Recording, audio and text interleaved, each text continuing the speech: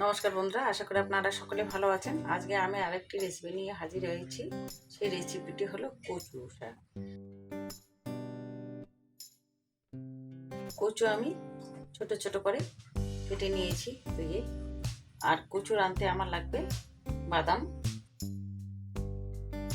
আর লাগবে মুগ ডাল। আমি ধুয়ে জলটা ঝারিয়ে নিয়েছি। এখন আমি কচু রান্না করব। কড়াই গরম বসিয়েছি, কড়াই গরম হয়ে গেছে, সরষের তেল দিয়ে দিয়েছি। এবার আমি দেবো একটা শুকনো লঙ্কা আর দেবো পাঁচফোড়ন।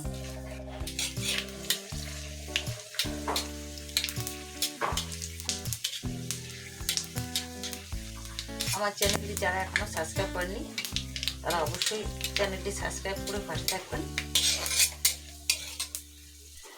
এইভাবে আপনারা কচু শাক একবার হলেও রান্না করে খাবেন বাড়িতে। কীরকম হয়, শুধু কচু শাক দিয়েই ভাত খাওয়া যাবে এরকম করে রান্না করলে পরে। আমি এখন দিয়ে দিচ্ছি চিনে বাদাম।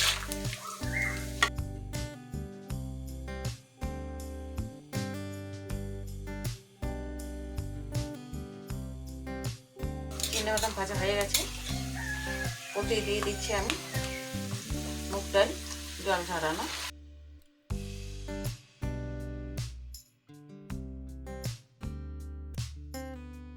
বাদামের সাথে মুগ ডাল ভাজা হয়ে গেছে। এখন আমি দিয়ে দেবো লবণ, স্বাদ অনুযায়ী হলুদ গুঁড়ো, লঙ্কা গুঁড়ো ছোটো চামচের 2 চামচ। তারপর দিয়ে দেবো কচু,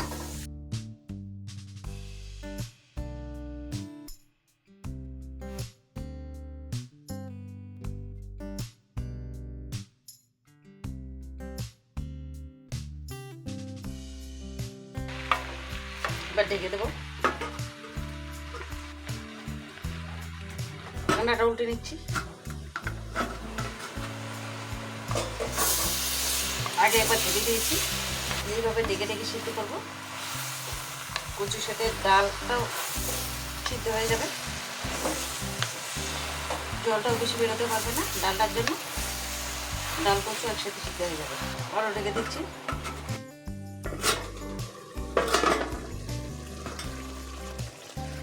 কচুটা বেড়ে সিদ্ধ হয়ে আসছে, ডালটাও সিদ্ধ হইতেছে। কচু ডালে একসাথে সিদ্ধ হয়ে যাবে, কচুটা গলে যাবে। এভাবে আপনারা নিরামিষ দিনে কচু রান্না করে খাবেন রসুন ছাড়া, খেতে খুবই ভালো হয়। আমি দিয়ে দেবো পোড়ানো নারকেল শুকিয়ে রেখেছি, একটু দিয়ে দিচ্ছি। যখন মিষ্টি না হলেও খেতে ভালো লাগে না, সামান্য একটু চিনি দিয়ে দিচ্ছি 1 চামচ।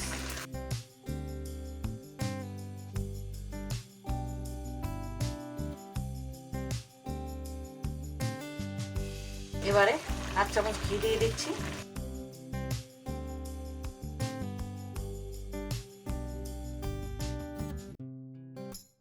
কচু শাকের আর একটু জলটা শুকিয়ে নেব।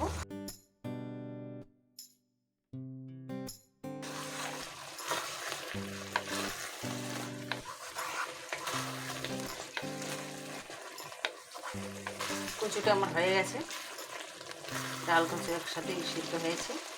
কচুটা খুব সুন্দর হয়েছে, একবারে গলে গেছে। কচু না গললে আবার গলা চুলকানোর একটু সম্ভাবনা থাকে।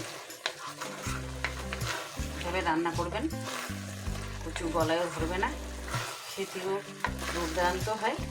আজকের মতো এখানে শেষ। আগামী দিনে কোনো এক রেসিপি নিয়ে হাজির হব।